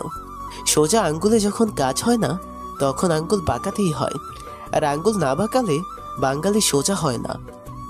আমি আমার বন্ধু যে পুলিশ কমিশনার, তাকে ফোন দেই। তার আপন মামাই হচ্ছে আইনমন্ত্রী, তাই বিষয়টা আমার জন্য শুরু থেকেই সহজ হবে। তবে আগে সোজা আঙ্গুল চেষ্টা করে দেখলাম, নয়তো পরে নানা রকম বাহানা করবে। বন্ধুকে সবটা খুলে বলার পর এলাকার এসপি মিনিট 20 মধ্যে হাজির হয়। তারপর আর কি, যা হবার তাই হয়। স্যার বলতে বলতে সকল কার্যক্রম শুরু করে। তবে এতটা সময় প্রিয় মানুষের ব্যথাগুলো অনুভব করতে পেরেছি। অফিসারকে ধন্যবাদ জানাই। সে আমাকে তার ব্যক্তিগত নাম্বার এবং কোনো সমস্যা হলে তাকে জানাতে বলে। তারপর সে বিদায় নেয়। খুব ইচ্ছে তাকে যখন ওটিতে নিয়ে যাবে, তখন ডাক্তারকে রিকোয়েস্ট করে আমিও ভেতরে যাব। যখন বাচ্চার আগমন ঘটবে, তখন তার হাতটা শক্ত করে ধরে রাখবো। এমন ভাবনার মাঝেই নার্স এসে এবি পজিটিভ রক্তের প্রয়োজন, তাও 4 ব্যাগ রক্তের প্রয়োজন। হাসপাতালের ব্যাংকে 2 ব্যাগ রয়েছে, তবে এখনও আরও 2 ব্যাগ প্রয়োজন। আমিও কোনো না কোনো উপায়ে সামাজিক যোগাযোগ মাধ্যম থেকে একজনকে পেলাম, যে কিনা রক্ত দিতে চায় স্বইচ্ছায়। রক্তের উৎস তো পেয়ে গেলাম, এখন শুধু অপেক্ষা করার পালা। বসে বসে ভাবতেছিলাম ছায়ের বাবার কাছে খবরটা পৌঁছাবো কিনা, কিন্তু ইতিমধ্যে সেও এসে হাজির হয়। অবাক হওয়ার কিছু নেই, কারণ সে এত কিছু জানে। অবশ্যই সে নজরটা বসিয়ে রেখে গিয়েছিল। আবারও একজন নার্স আসে আমার কাছে। নার্স এসে আমাকে বলে ভেতরে যাওয়ার জন্য। আমি অবাক না হয়ে পারলাম না, কারণ সচরাচর বাইরে কোনো লোক অপারেশন থিয়েটারে অ্যালাউড নয়। আমি প্রশ্নটা তাকে জিজ্ঞেস না করে পারলাম না, আমি কেন? অপারেশন থিয়েটারে তো কোনো লোক আপনারা ঢোকার অনুমতি দেন না। রোগী নিজে থেকে আপনাকে নিয়ে যেতে বলেছে, তা না হলে সে অপারেশন শুরু করতে দিচ্ছে না। আপনারা তাহলে ঘুমের ইঞ্জেকশন দিয়ে অপারেশন শেষ করুন। আমরা কি কম চেষ্টা করেছি? কিন্তু উনি তো সব চেষ্টাই বিফলে দিচ্ছেন। তার উপর ওনার কন্ডিশন এতটাও ভালো নয় যে জোর জবরদস্তি করব। তাই তো বাধ্য হয়ে আপনার কাছে আসা। আমিও আর কিছু বলতে পারলাম না, সব কিছু পরিস্থিতির উপর ছেড়ে দিয়ে ওনাকে বললাম চলুন। তারপর নার্সের পেছন পেছন গিয়ে নিজের কাপড় বদলে অপারেশন রুমের কাপড় সেদিকে যেতে লাগলাম। প্রকৃতির লীলা খেলা বড়ই অদ্ভুত। এভাবে পাশে থাকার স্বপ্নের সংসার সাজিয়েছিলাম, তবে হয়তো সংসারটা পূরণ হয়নি, বরং বাকি সবটাই আস্তে আস্তে পূরণ হয়ে গেল। আমি যে তাকে এই অবস্থায় দেখতে পারছি না, কেনই বা দেখতে পারছি তাও অজানা। তবে তার জন্য মনের অনুভূতিগুলো কেমন হারিয়ে যাচ্ছে। বারবার লীলু নিরাশা ভরা চেহারাই ভেসে আসছে। ভেতরে প্রবেশের পর আমাকে দেখে ছায়া এক বুক হাসি নিয়েই হাতটা বাড়িয়ে দিল। হাত যেন ইচ্ছে করছে না ওই হাতটা ধরার, ঘৃণা বা অভিমানের জন্য নয়, বরং কোনো এক অদৃশ্য কারণ। অনিচ্ছা থাকা সত্ত্বেও তার হাতটা আজ আমায় ধরতেই হলো। তার হাত ধরার পর তার মুখে যেন বিজয় হাসি ছিল। 2.5 ঘন্টা অপারেশন রুমে রাখা হয়। অবস্থা অনেকটাই সিরিয়াস ছিল। বাচ্চা ও মা দুজনেই অবস্থায় শোচনীয় ছিল। তবে সময়ের পরোটা না করে ডাক্তারগণ ঠিকই সফল হয়েছে। ছায়ার মতোই একটি ফুটফুটে মেয়ে সন্তান হয়েছে। ছায়ার বাবা তার মেয়ের পাশে বসে আছে। এখানে আর থাকতে ইচ্ছে করছিল না। খুবই ইচ্ছে ছিল যখন ছায়া মা ও আমি বাবা হব, তখন ছায়ার কপালে ভালোবাসার পরশ দিয়ে ধন্যবাদ দিব ওকে। সব ইচ্ছায় পূর্ণতা হয়, যে সকল ইচ্ছার পূর্ণতা পাওয়ার কথা নয় সেগুলোও পরিস্থিতির শিকার হয়ে পূর্ণতা পেয়ে গেল। আমি বাড়ি চলে আসলাম। বাড়িতে আসার পর সবাই কাল রাতের বিষয়টা নিয়ে কথা বলতে আসে আমার ঘরে। অবাক হই না, এরকম কিছুই তাদের আশা করেছি। বাবা ক্ষমা করে দিও, আমার মেয়েটা এমনই। আমরা তোমাকে আগে জানাইনি, তার জন্য আমাদের ক্ষমা করে দিও। আমরা আমাদের মেয়েকে রাজি করাবো, দয়া করে তুমি না করে দিও না। আমার সামনে সে হাত জোর করে কথাটা বলে। কথাটা অসহায় হয়ে পড়লে বাবা মা এমন কদম তুলে তা আমার জানা নেই। তবে এখন তাদের অসহায়ত্বের মায়ায় জড়ালে চলবে না। তাই চড়া গলায় বললাম, দেখুন, আমি রাজি হই বা না হই সেটা কথা নয়, বরং বিয়ে দিবেন আমরা করব, কিন্তু আমরা কি সুখী হব? বিয়ের পর সবটাই ঠিক হয়ে যাবে, প্রয়োজন শুধু একটু সময়ের। আপনার কথা সম্পূর্ণ যুক্তিযুক্ত, তবে লিলুর পছন্দ অন্য কেউ, আমি নই। সেখানে আমার সাথে তাকে বেঁধে দেওয়া ঠিক হবে কি? কি? কিন্তু এতবার করে জিজ্ঞাসা করার পরও তো আমাদের কিছুই বলেনি। বিষয়টা শুনে অবাক হচ্ছেন? ছেলে বেকার, তাই মানবেন না বলে জানাইনি। আর কালকে আমি ওদের রেজিস্ট্রি অফিসে বিয়ে দিব। ওর এত বড় সাহস, ও না জানিয়ে একটা বেকার ছেলেকে বিয়ে করবে? আজকে সব কিছুর হিসাব ওর থেকে নিতেই হবে। এটা তো মানা যায় না যে মেয়ের অতিথি কেউ আছে বলে এত বিয়ে ভেঙে দিল। আজ তারই সত্যিটা এভাবে সামনে এলো। দেখুন, শান্ত হন। কি শান্ত হব? আমাদের বাড়ি মেয়েকে পালিয়ে বিয়ে করার ব্যবস্থা করে দিয়ে এখন শান্ত হতে বলো? আরে পুরো কথাটা তো শুনবেন। আপনাদের একটাই সমস্যা, পুরো কথাটা না শুনেই ঝগড়াঝাঁটিতে লেগে পড়েন। গোমরা মুখ করেই বলল, কি বলবা বলো। এই যে লিলু কেন আপনাদের কাছে কথাটা বলল না, আমার কাছ থেকে কেন আপনারা কথাটা শুনলেন, সেটা কি একবারও ভেবে দেখেছেন? সেটা কিন্তু একটা বারের জন্য বাসায় জানায়নি, বরং না জানিয়ে পালানোর প্রস্তুতি নিয়ে ফেলেছে। তাতে কি বোঝাতে চাচ্ছ? কি বোঝাবো আবার? আর যদি আমি বেকার হতাম, এত আপ্যায়ন বা সমাদর করতেন। কিন্তু আপনার মেয়েকে এতই ভয়ে থাকতে শিখিয়েছেন যে সে সত্যিটা প্রকাশ করতে ভয় পায়। মানা না মানা সেটা পরের বিষয়, তবে কখনো কি কোনো ভুল করলে ভালোভাবে বুঝিয়েছেন, নাকি শুধু বকাবকি করেছেন? আজ তার ফল, এত বড় ভুল করতে যাচ্ছে সে। কথাগুলো শুনে লিলুর বাবা চুপ করে থাকে। লিলুর মা বলে, এখন আমাদের কি করা উচিত? চিন্তা করবেন না, ছেলেটা বিয়ে করতে আসবে না, কারণ ছেলেটাকে দেখেই বুঝেছি সে শুধু ভোগ পণ্যই মনে করত। কিন্তু এতটা শিওর তুই কি করে হলি? ছেলেটা যদি কোর্টে কাল আসে? মা শোনো, আমিও একটা ছেলে, একটা মেয়ের উপর একটা ছেলে কোন নজরে কিভাবে তাকায় সেটা অবশ্যই আমার জানা রয়েছে। এতটাও অবুঝ বাচ্চা রয়ে যায়নি। তবুও তো। সেটা না হয় কালকেই দেখব। আজ এই বিষয় নিয়ে কোনো প্রকার রিয়াকশন বা কথাবার্তা যাতে না হয়, সব যেন আগের মতোই স্বাভাবিক হয়ে যায়। আর আমি তো সেখানে থাকবই, চিন্তা করবেন না। তারপর সব কিছুই ঠিকঠাক চলতে থাকে। রাতে ছায়ার বাবা আমাকে ফোন দেয়, কিন্তু আমি ফোন ধরিনি। রাতে ঘুমিয়ে যাই।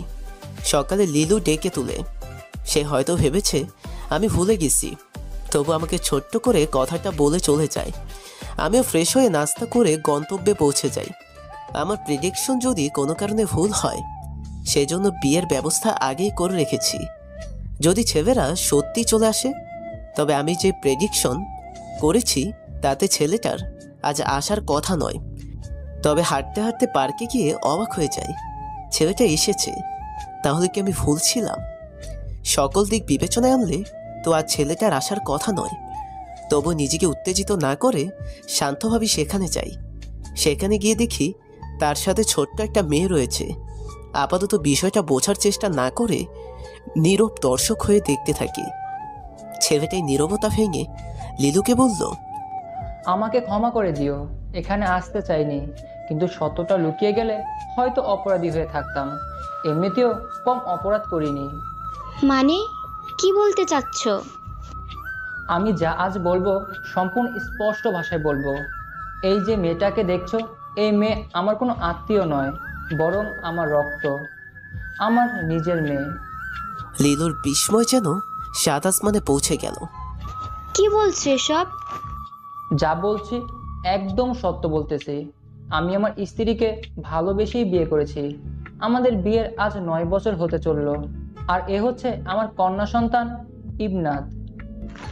তাহলে আমার সাথে বিগত 6 মাসের সম্পর্ককে কি নাম দেবে তুমি? যদি সমাজের দেওয়া নাম হিসেব করো, তাহলে এটাকে স্পষ্ট ভাষায় পরকীয়া বলতে পারো। আমার স্ত্রী প্রেগন্যান্ট। আমার চাহিদা মেটানোর জন্য তোমাকে ব্যবহার করতে চেয়েছিলাম, কিন্তু বিষয়টা এখন অনেকটাই বদলে গিয়েছে। লিলু সরাসরি রিফাতের কলার ধরে দুটো চর মেরে বসল। চর যে বেশ জোরেই মেরেছে তা এর শব্দতেই বোঝা গিয়েছে। তুই আমাকে এতদিন শুধু তোর চাহিদা পূরণের জড়িয়া ভেবেছিস, আর আমি কিনা তোকে নিয়ে ভালোবাসার স্বপ্ন বুনেছি। অদ্ভুত তাই না? আমিও আবেগে ছিলাম, বিয়ে করেও ভোগ করতে চেয়েছিলাম, কিন্তু আজ রাতেই ভালোবাসার মর্যাদার জন্য আমরা পালিয়েছিলাম। সে কথাটি মনে পড়ল, তাকে কখনো ধোঁকা দিব না এই ওয়াদা করেছিলাম। যখন এটা মনে পড়ে গেল, তখন আর তোমার সামনে আসতে চাইনি। তবে সবটা না বললেও যে আমি ভেতরে ভেতরে শেষ হয়ে যেতাম, তাই সবটাই বলতে আজ এখানে আসা। পারলে ক্ষমা করে দিও।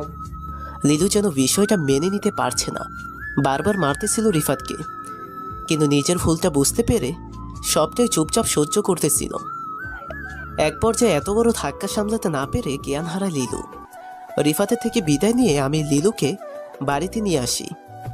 আসার পথে মেয়েটার মুখের দিকে তাকিয়ে ভাবতে থাকি, ঘুমন্ত অবস্থায় তাদের চেহারা যতটা নিষ্পাপ হয়, জাগ্রত অবস্থায় তারা এত নিষ্পাপ হয় না কেন? কেন বাড়িতে পৌঁছে দিতেই সবাই প্রশ্নের মধ্যে আঁকড়ে ধরে? তবে তাদের সবটা বলার আগেই ফোনে একটা কল আসে। রিসিভ করতেই অপর পাশ থেকে অপরিচিত একটা কণ্ঠ ভেসে আসে। সে আমাকে হাসপাতালে যেতে বলে। বাড়িতে শুধু বলি ছেলেটা সব সত্য স্বীকার করেছে, তাই ধাক্কা না সামলাতে পেরে জ্ঞান হারায়। আমি হাসপাতালে পৌঁছে যাই। ছায়ার রুমে প্রবেশের সাথে সাথেই কেউ একজন আমার গাল দুটো লাল করে দেয়। চরটা এতই জোরে লেগেছে যে তাল সামলাতে না পেরে পড়ে যাই। আমি পড়ে গিয়ে ভাবতে থাকি, কে আমাকে মারতে পারে? এমন সম্পর্ক তো কারোর সাথে এখানে নেই। সিরিয়াস অবস্থার কথা বলে আমাকে ডেকে আনলো, আর উল্টো আমার সিরিয়াস অবস্থা করে দিল। তবে এটা তো সেই হারামিটা নয়। আবার মনে মনে চিন্তা করি। উঠে দাঁড়িয়ে সামনে তাকাতেই আবার গালে আর একটা চর পড়ে। এইবার সাথে একটি ছেলের কণ্ঠ ভেসে আসছে। শালা এখানে এসেছিস একবারও বলার প্রয়োজন মনে করলি না? সেই তো 4 বছর আগে দেবদাস হয়ে একা একা থাকা শুরু করলি, আর আমাদের বন্ধুত্বের কথা তো তুই ভুলেই গেছিস। কথাটা শোনা মাত্রই বুঝে গেলাম এ আর কেউ নয়, বরং সাকিব। কারণ এভাবে চর শুধু আমাকে ওই মারত। আর যেহেতু বন্ধুত্বের কথা, তাহলে শতভাগ নিশ্চিত এখন ছায়া ছেড়ে যাওয়ার পর নিজেকে একা থাকতেই শিখিয়েছি। এক কথায় ছিলাম, একা ছিলাম। যদিও এমনটা না হলেও পারত, কিন্তু নিজের জেদের কাছে নিজের মন সেদিন হার মেনেছিল। মারছিস ভালো কথা, তবে এত জোরে মারার কি আছে? ওরে বাবা, বাবুটা ব্যথা পাইছে, আসো একটু আদর করে দেই। বলেই আরো একটা বসিয়ে দিল। আমি যতটা অন্যায় করেছি তার থেকে এই আঘাতগুলো হয়তো অল্পই। কারণ রাকিব ও আমি ছোটবেলা থেকেই একসাথে বড় হয়েছি। আর সেই আমি শুধু নিজেকে কষ্ট দিতে গিয়ে সাথে আরো অনেককে কষ্ট দিয়েছি। তাই তো আজ দাঁড়িয়ে দাঁড়িয়ে মারটা সহ্য করছি। বিয়ে করলি, বাচ্চার বাবাও হয়ে গেলি, জানালি না। ভাগ্যিস আমার নেটওয়ার্ক এখানে ছিল, না হলে কিছুই জানতে পারতাম না। এক মিনিট, বিয়ে করেছি, আমার বাচ্চাও হয়েছে, মজা নিচ্ছিস? ওমা, মজা নেওয়ার কি আছে? ছায়া তোর বউ না? ছায়ার সন্তান তোর সন্তান না? ও এখন নিজে আবার সব লুকাতে চাচ্ছিস? দেখ তো এই ডাক্তারকে চিনতে পারিস কিনা। সেখানে উপস্থিত একজন মেয়ে ডাক্তারকে দেখিয়ে বলল, তার চোখগুলো আমার কাছে খুবই পরিচিত, কিন্তু মনে করতে পারছি না। কিছুক্ষণ ভেবে তারপর জবাব দিলাম, কে রে? তোর কোনো আত্মীয় নাকি? ভাইয়া দেখছিস, বলেছিলাম না আমার কথা ওনার মনে নেই? তুই বাজি ধরেছিলি, এখন আমার টাকা দে।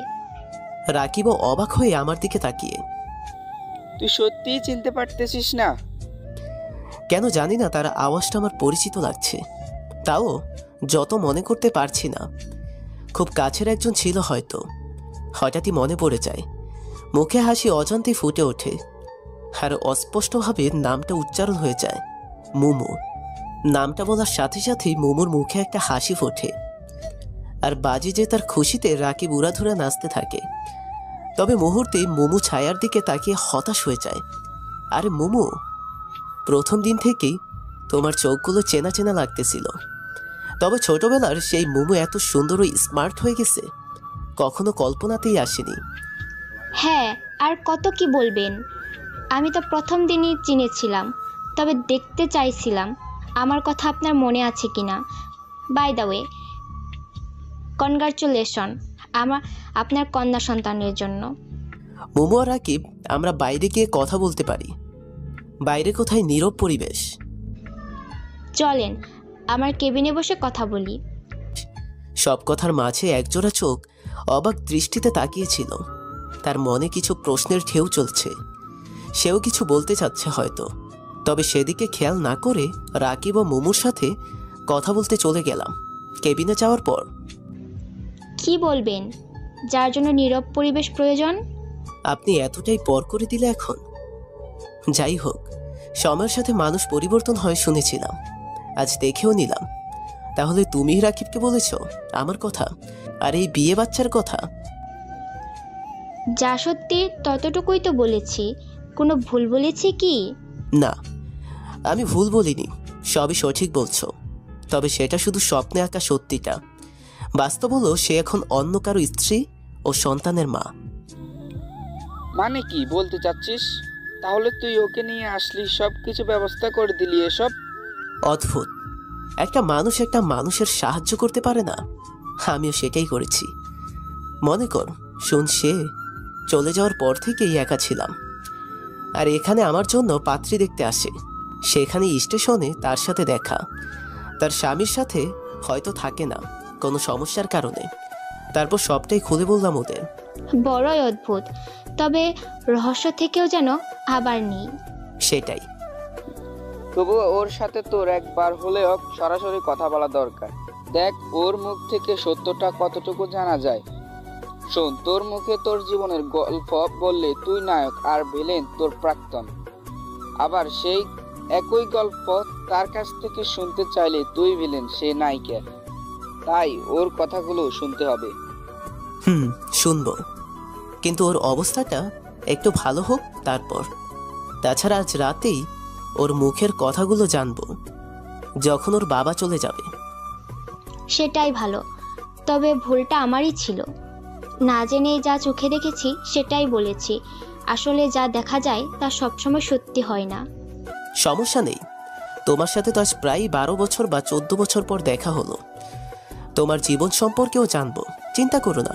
তবে তোমার স্বামীর কথা তো কিছুই বললে না। আমার কথাটা শুনে সে হাসতে লাগলো। তার এই অদ্ভুত হাসি দেখে মোটেও অবাক হইনি, কারণ এখনো সেই আগের মতোই হাসতে জানে। সেটা দেখে বিস্মিত হয়েছি। আমি এখনো বিয়ে করিনি, কারো অপেক্ষায় আছি। রাকিব ভাইয়ের কি খবর? ও মা, তোমরা এতদিন যোগাযোগ করছো আর এটা জানো না? ও তো আমার খালাতো বোন, ইশরাতের ওপর লাইন মারছে। শীঘ্রই বিয়ের প্রস্তাব দিবে শুনলাম। আপনি? আর কিছু বলতে দেইনি ওকে, আমি বললাম। আর একবার আপনি বললে আর কথাই বলবো না, উঠে চলে যাব এখান থেকে। ওকে বাবা, সরি, আর বলবো না। কিন্তু তোমার বোনের সাথে লাইন মারে জেনেও চুপ থাকার কারণ? দেখো, ও আমার বন্ধু। ওরা যখন একে অপরের প্রতি দুর্বল হতে থাকে তখন ও ইসরাতের সাথে যোগাযোগ বন্ধ করে দেয়। কারণ ইসরাত আমার বোন, আর ও জানে বিষয়টা এগিয়ে নিয়ে গেলে হয়তো বন্ধুত্ব নষ্ট হবে। ও যদি খারাপ হতো তাহলে এতদিন হাত পা ভেঙে দিতাম। সেটাও কথা। তারপর পুরাতন সবার সাথে অনেকক্ষণ আড্ডা দিই। দিতে দিতে বিকেল হয়ে যায়। ছায়া মোটামুটি সুস্থ, তাই আমি ওর সাথে কথা বলার সিদ্ধান্ত নেই। আর মোমোর সাথে মোমোদের বাসায় যায় রাকিব। আমি ছায়ার কাছে যাওয়ার জন্য হাঁটতে থাকি। মোমো আর রাকিব দুজনেই আমার ছোটবেলার বন্ধু। যদিও মোমো আমাদের বয়স ও ক্লাসের দিক থেকে ছোট ছিল, তবে আমাদের তিনজনের আন্ডারস্ট্যান্ডিং খুব ভালো ছিল। ষষ্ঠ শ্রেণীতে থাকার সময়ই মোমোর বাবার চাকরির জন্য ওরা চলে যায়। মোমো রাকিবের সাথে যোগাযোগ করার জন্য নাম্বার নিয়ে গিয়েছিল, আমারটাও ছিল।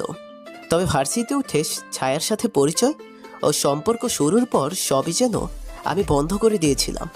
তাই হয়তো মোমো আমাকে আর খুঁজে পায়নি। আর আজ এত বছর পর দেখা, কতটাই না পরিবর্তন হয়ে গেছে। ভাবতে ভাবতে ছায়ার কেবিনে এসে যাই।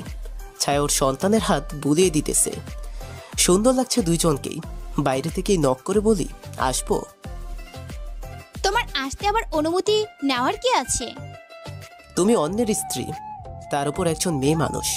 আমি পুরুষ হয়ে তোমার কাছে সরাসরি এভাবে চলে আসতে পারি না। ও দেখো, আমার মেয়েটা কত সুন্দর হয়েছে। আমি তো ভেবেছিলাম ওর মুখ দেখতেই পারবো না। এখানে আমি কিছু প্রশ্নের উত্তর জানতে এসেছি তোমার কাছ থেকে। কথাটা শুনে দুজনেই নীরব হয়ে যায়। নীরবতা ভেঙে সেই আগে বলল, হয়তো যা শুনতে চাচ্ছি তাই বলবে। শরীরে অদ্ভুত এক শিহরণ জেগে গেল। কেন জানি সব সত্য হওয়ার ভয়টাই হচ্ছে। তবু নিজেকে শক্ত করলাম। আর ও বলতে শুরু করলো, ক্ষমা করে দিও, তোমাকে ঠকাতে চাইনি, আবার হারাতেও চাইনি। কিন্তু প্রকৃতির কি লীলা খেলা, তোমাকে হারিয়েছি আবার ঠকিয়েছি। রাব্বির সাথে হঠাৎই পরিচয় হয়। পরিচয় হওয়ার ধারণাটাও অদ্ভুত ছিল। তবে আমার মনে তার জন্য অন্য কিছুই ছিল না। আমাদের সম্পর্কের ইতি ঘটার 4 মাস আগেই তার সাথে আমার পরিচয়। এতটুকু বলেই দীর্ঘশ্বাস ফেলল। আমিও অবাক হয়ে তাকিয়ে আছি তার দিকে, আর অস্পষ্টভাবে উচ্চারণ করি, তারপর সে আমাদের এলাকার এক ফ্লেক্সিলোডের দোকানদারের বন্ধু। সে দোকানদারের আবার আমার ভাই হয়, সেটা তো তুমি জানতেই। সেখান থেকে সালাম ও কথাবার্তার ফর্মালিটিস থেকেই আস্তে আস্তে পরিচয়। তারপর তোমার সাথে আমার ঝগড়া হলে আমার খুব মন খারাপ থাকতো। তখন উনি আমাকে সাহস ও মন জোর দিতেন। আস্তে আস্তে তার দিকে আকৃষ্ট হতে থাকি। আমি একটা দীর্ঘশ্বাস ফেলে বলি, তারপর তুমি যখন ওনাকে নিয়ে আমাকে সন্দেহ করতে এবং ঝগড়া করতে, তখন তোমার উপর খুব রাগ হতো। সবসময় মনে হতো তুমি আমায় বিশ্বাস করতে পারো না। তারপর সবকিছুই আমি ওনার সাথে আলোচনা ও নিজের কষ্টটা বোঝানোর চেষ্টা করি। উনি খুব সহজেই তখন বুঝে যায়। আর তোমার বিরুদ্ধে যতটা বললে আমি তোমাকে অবিশ্বাস করব, সেও ঠিক ততটাই বলে। এইবার আর কিছুই বলি না, নীরব হয়ে তার দিকে তাকিয়ে আছি। তোমার থেকে দূরে আমি একা ছিলাম। যদিও যোগাযোগ হতো, তবুও একাকিত্ব আমার পিছু ছাড়তো না। তার সাথে পরিচয় ও আমার কষ্টগুলো সহজে বুঝে। আমার প্রতি তার বিশ্বাস দেখে তার সকল কথাই আমি বিশ্বাস করতে থাকি আর তোমার থেকে দূরে যেতে থাকি। অতীতের ঘোরে যে কখন চোখে জল এসেছে তা খেয়ালই করিনি। নিজেকে সামলে নিয়ে জিজ্ঞেস করলাম, তারপর? আমার একাকিত্ব যেন রাব্বি দূর করে দিতে চেয়েছিল।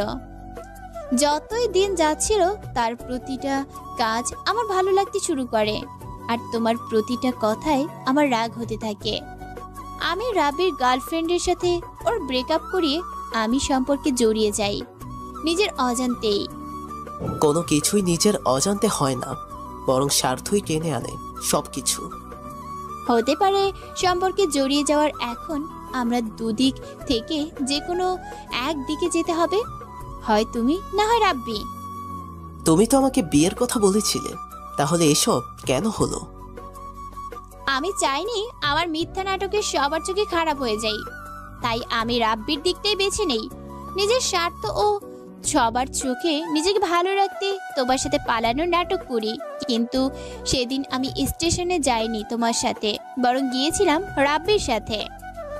উঠে দাঁড়িয়ে পড়ি, আর হয়তো সহ্য করার ক্ষমতা আমার হচ্ছিল না। দাঁড়াও, এখনই কোথায় যাচ্ছ? যা জানার ছিল তা তো জেনে নিয়েছি। আরই বা জেনে কি করব? তোমার নিজের মনের প্রশ্নগুলো করবে না? কিছু কিছু জিনিসে অপূর্ণতাই শ্রেয়। হয়তো, তবে সেদিন একই ট্রেনে রাব্বির সাথে এখানে যাত্রা করেছিলাম, যাতে কখনো তুমি বুঝতেই না পারো যে আমি এখানে থাকবো। কিন্তু ভাগ্যের পরিহাসের কাছে হেরে গিয়েছি। অনিচ্ছায় হোক বা ইচ্ছায় ঠিকই তোমার চোখের সামনে পড়ে গিয়েছি। আচ্ছা, একটা কথা। বলো।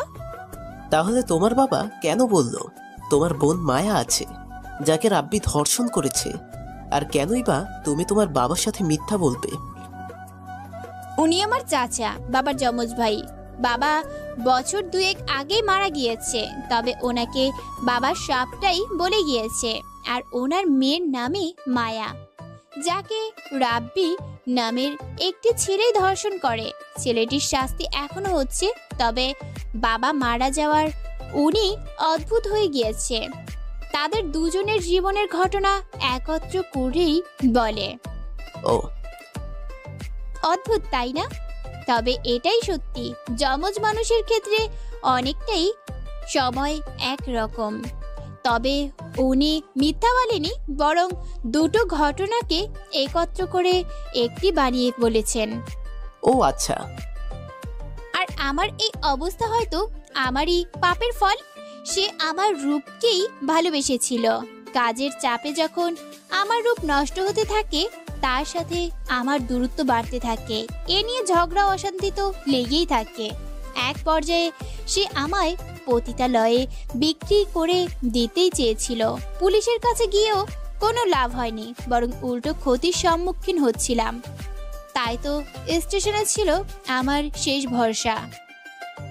তারপর দুজনেই আবার নীরব হয়ে যায়। নীরবতা বজায় থাকে আমাদের মাঝে অনেকক্ষণ। তবে এইবার নীরবতা ভেঙে আমি বলি, কালই চলে যাচ্ছি এখান থেকে। ভালো থেকো, নিজের এবং স্বামীর সন্তানের খেয়াল রেখো। স্বামী? সে স্বামী হওয়ার যোগ্যই নয়। আজ তোমার মুখে ভুলটা তার, এখানে তোমার কম ভুল নেই। সে যদি ভুল বুঝতে পেরে সবটা ঠিক করতে পারে, তাহলে তুমি কেন নয়? সে কিছু বলতে চেয়েও বলতে পারেনি, কারণ কেবিনে নিপা, ছায়ার বাবা ও রাব্বি প্রবেশ করে। তাদের দিকে তাকিয়ে আমার দিকে অবাক হয়ে তাকায়। আমিও মুচকি এসে সেখান থেকে চলে আসি। জানি না সে হাসিটার মানেটা বুঝতে পেরেছে কিনা। তাকে আজও যে ভালোবাসি, না তা নয়, বরং তাকে আজও ভালোবেসেও ভালোবাসি না। আমি তোমার হাসির মানেটা বুঝতে পেরেছি। এই হাসিটা যে 4 বছর আগের সেই হাসিটা, যেটা দিয়ে তুমি আমাকে বোঝাতে আমার কষ্ট তুমি সহ্য করতে পারো না। তুমি থাকতে আমাকে কষ্ট পেতেও দিবে না। কিভাবে তুমি অসম্ভবকে সম্ভব করো জানা নেই। এর আগেও করেছ, তবে কখনো উত্তর দেওনি, তাই আজ আর জিজ্ঞেস করলাম না। তুমিও ভালো থেকো প্রিয়। বলতে চেয়েছিলাম তোমায়, তবে বলতে পারলাম না। কথাগুলো মনের গহীনে বলেই এক ফোঁটা চোখের জল ফেলল। যখন বাড়িতে ফিরি সবটা যেন আগের মতো হয়ে যাচ্ছে। সবাই হাসি খুশিভাবে রয়েছে। অবাক করার বিষয়, আজ সেই মেয়েটাও হাসছে যার কিনা নিরাশ হওয়ার কথা। সবার সাথে আমিও আনন্দে মেতে উঠলাম। রাতের বেলা খাবারের পর লিলু আমাকে ছাদে ডাকলো, জানি না কেন, তবে আমিও গেলাম। আমি সব শুনেছি পরিবারের লোকের কাছে। সে ছেলেটা ঠিক নয়, যেটা প্রমাণ করার জন্যই আপনি এমনটা করেছেন। আজ প্রথমবার মনে হচ্ছে কাউকে পেলে নিজের জীবনটা সার্থক হবে, আর সেই মানুষটা যে আপনি। আমি মুচকি হাসি, তবে শব্দ করি না। হাসছেন যে? আপনি সুন্দর, মায়াবী, তবে আমি আপনাকে কখনো নিজের অনুভূতিতে অনুভব করতে পারিনি। তাই আপনাকে বিয়ে করা আমার পক্ষে সম্ভব না। একবার বিয়ে হয়ে গেলে সবটা ঠিক হয়ে যাবে। আমি এখন বিশ্রাম নিতে যাচ্ছি, শরীরটা অনেক দুর্বল। যদি কিছু মনে না করতেন আমি ঘুমোতে যেতে পারি। সে আর আটকাই নেই, ভাবে তার প্রতি রাগ করে কথাগুলো বলতেছি, তাই মন খারাপ করে হ্যাঁ সম্মতি দেয়। আপনি হয়তো আজ না করছেন, তবে একদিন হ্যাঁ ঠিকই করবেন, আর আমি সেই দিনটার জন্যই অপেক্ষায় থাকব। আমি জানি আপনার জীবনে কেউ নেই, তাই তো কেউ হয়ে উঠতে চাই। কাল সবার সামনে আপনি হ্যাঁ বলবেন। মনে মনে কথাগুলো বলে সেখান থেকে চলে যায়। বিছানায় শরীর এলিয়ে দিতেই চোখ দুটো বন্ধ হয়ে এসেছিল। সারাদিনের দখল যেন অনেকটাই দুর্বল করে তুলেছে। আবার কাল যখন চলে যাওয়ার কথা বলবো, তখন হয়তো আরও এক মানসিক দখল যাবে। অদ্ভুত জীবনটা। পরের দিন সকালে যখন নাস্তা করতেছিলাম, তখন চলে যাওয়ার প্রসঙ্গটা তুলি। এমন কথায় সবাই অবাক হয়। লিলু সেই তালিকার বাইরে নয়। সে ভেবেছিল হয়তো কাল রাতে মজার ছলে বলে দিয়েছি, তবে এতটা সিরিয়াসলি বলেছি সেটা আর বুঝতে পারেনি। আমার কাছে সবাই নানা প্রশ্নের উত্তর জানতে চাচ্ছে, তবে আজ কারো প্রশ্নের উত্তর দিতে বাধ্য নই। তাই তো চুপচাপ তাদের প্রশ্নগুলো শুনে না শোনার ভান করে বসে আছি। এত কথা বলার পরও যখন উত্তর পায় না, তখন তারা ঠিকই বুঝে যায় আর কথা বাড়িয়ে লাভ হবে না। আমিও নাস্তা শেষ করে রাকিব মোমুদের উদ্দেশ্যে বেরিয়ে পড়ি। মোমুর বাড়ির যাওয়ার কথা দুপুরে, তবে আমি একটু আগেই যাচ্ছি। জানি না কেন যেন মোমুর প্রতি এক অদ্ভুত টান অনুভব করছি। আমি সেখানে পৌঁছে দেখি রাকিবও সেখানে রয়েছে। আমাকে দেখে দুজনেই ভূত দেখার মতো তাকিয়ে আছে। কিভাবে এত তাড়াতাড়ি? কেন, এসে কি বিপদে ফেললাম নাকি? আমার প্রশ্নের উত্তর শুনেও তারা শোনেনি। একে অপরের দিকে তাকিয়ে কিছু একটা ইশারা করলো। কি রে, কি ইশারা করছিস? কি লোকাতে চাচ্ছিস? চল আমার সাথে ওই দিকটায়। আর কিছু বলতে না দিয়ে টানতে টানতে বাড়ির পশ্চিম দিকে নিয়ে আসে, আর মোমো বাড়ির ভেতরে চলে যায়। সেখানে নিয়ে এসে কি সব আজগুবি কথাবার্তা বলছে, আমার মাথায় ঢুকছে না। তবে মোমোর এভাবে চলে যাওয়া আমাকে খুব ভাবাচ্ছে। হঠাৎই নজর গেল ঘরের জানালা দিয়ে ভেতরটায়। হয়তো অবাক নয়, বরং শকড হওয়ার মতোই কিছু ছিল। তার কিছুক্ষণ পর মোমো চলে আসে। দুপুর পর্যন্ত সবাই জমিয়ে আড্ডা দেই। তারপর দুপুর 4টায় ট্রেনে যাওয়ার পালা আসে। সবাইকে নিয়ে স্টেশনে চলে আসি। অপরদিকে লিলুর পরিবার ও আমার পরিবারও চলে আসে। ট্রেন ছাড়ার ঠিক মিনিট 5 আগে হাতে একগুচ্ছ গোলাপ নিয়ে 1 পা 2 পা করে এগিয়ে যাচ্ছে লিলু। তবে সে পৌঁছানোর আগেই আমি মোমোর সামনে হাঁটু গেড়ে বসে পড়ি। এই ছন্ন ছাড়া জীবনের একজন হবে কি? ভালোবেসে এই অমানুষটাকে মানুষে করবে কি? হাসতে শেখাবে কি নতুন করে? আবার হবে কি আমার হাসির কারণ? রোজ সকালে চোখ খুলে তোমাকে দেখতে চাই, এ দুটো চোখ। সকালে ভিজে চুল যখন চিরুনি ধোয়াবে, তখন তোমার চুলের ঘ্রাণ নেওয়ার সুযোগটা কি দিবে? ভালোবেসে সারাটা জীবন পাশে চলতে চাই, অধিকারটা কি দিবে? রাগ অভিমান করার অধিকারটা কি দিবে? ভালোবাসি প্রিয়, অনেক বেশি ভালোবাসি। চলো না দুজন নীল আকাশে ভাসি। বিয়ে করবে আমায়? মোমো অবাক দৃষ্টিতে শুধু তাকিয়ে আছে। সে হয়তো এটা কল্পনাও করতে পারেনি। তবে এমন প্রপোজ দেখে রাকিবও বলতেছিল, এই সুযোগটার মিস করিস না। স্টেশনে থাকা প্রত্যেকটা ব্যক্তির নজরে ছিলাম। হ্যাঁ, করবে জানতাম, তবে না করতেও পারে। বিষয়টা মনে ভয় নিয়ে এসেছিল, তবুও বলে দিয়েছি। আর সে হ্যাঁ করেছে। পেছনে ফিরে লিলুকে দেখতে পাই। সে একগুচ্ছ গোলাপ এঁকে দিয়ে শুভকামনা জানায়। চোখের জলগুলো আড়ালেই রেখে দেয়। সে ট্রেনেই আমরা সকলেই ফিরে আসি। লীলো হয়তো সত্যিকারের ভালোবাসা পেয়েও হারিয়ে ফেলেছে, তবে সে আমার হাসিতেই নিজের সুখটা দেখে নিয়েছে। তাই সবটা হাসি খুশি মেনে নিয়ে শুভকামনা জানিয়েছে। মোমোর বাড়িতে জানালা দিয়ে শুধু তার নিজের ছবিগুলোই দেখতে পেয়েছে। মোমোর খাটে মাথার উপরে আমার ইয়া বড় একটি ছবি, যার মধ্যে লেখা ভালোবাসি প্রিয়। এমন করে কেউ ভালোবাসতে জানে সেটাও অজানা ছিল। তাই তো হারাতে চাইনি, বরং ভালোবেসে আঁকড়ে নিতে চেয়েছি। সে ভালোবাসে না এরকমও নয়, বরং তার মনের অনুভূতিগুলো জেগে উঠেছে। ছুপ ছুপ ট্রেন চলছে। ট্রেনের সাথে সাথে নতুন একটি জীবনের সূচনাও চলছে।